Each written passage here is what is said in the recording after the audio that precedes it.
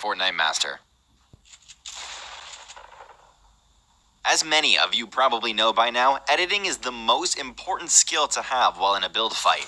Being able to swiftly edit builds and seamlessly transition between multiple edits often is what gives you the upper hand on your enemies. In the past, we've made a few videos of some different edits and how to use them. Today, we'll be focusing on a few techniques to help you actually make these edits as quickly as possible.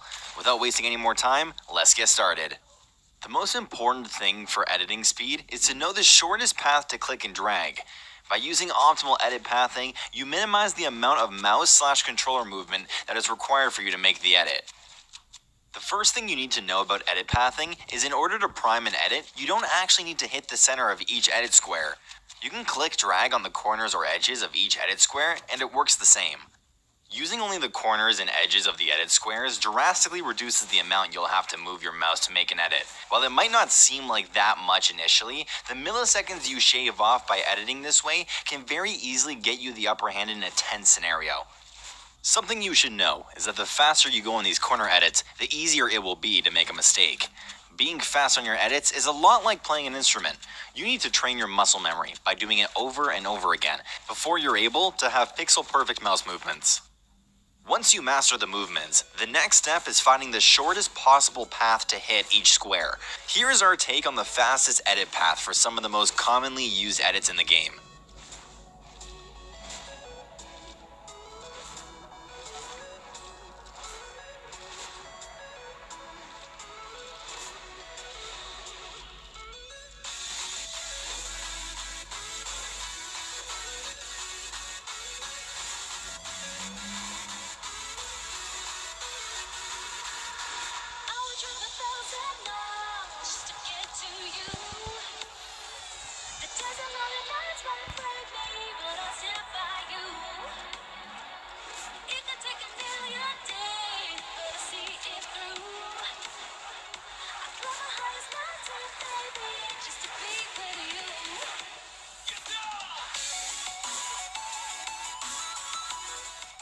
This next technique is a really simple trick that you probably already know. Instead of manually clicking on each edit square to reset an edit, you can simply hit the reset key to set a build back to its default state.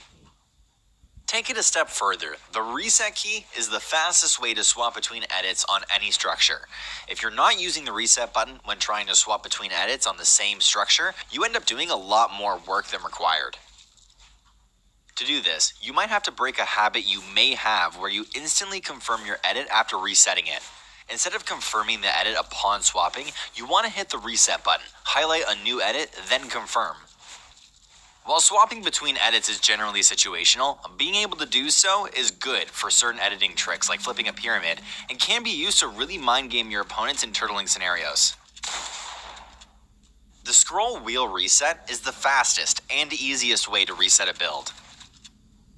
Doing the scroll wheel reset is really easy. You just need to go into your keybind settings and look for the reset building edit and building edit keys and set the secondary binds for both to mouse wheel up or mouse wheel down based on your preference.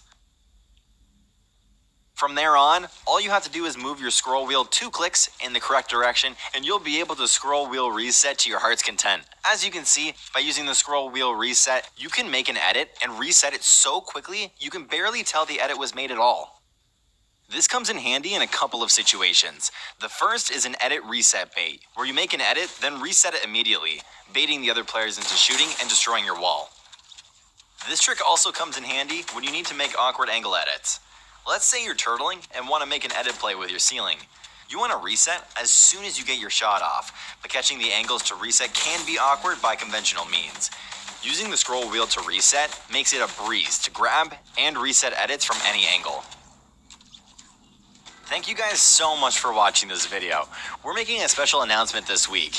We have been granted custom matchmaking access, meaning we'll be able to host our own games now. We've been looking to do some more interactive content with our subs ever since our first stream last month, and we're in the midst of planning out a second stream where we'll try and host some sub games. If you're interested, keep an eye out for an announcement on our channel or Twitter over the next few weeks, and hopefully we might be able to do some rewards for it as well.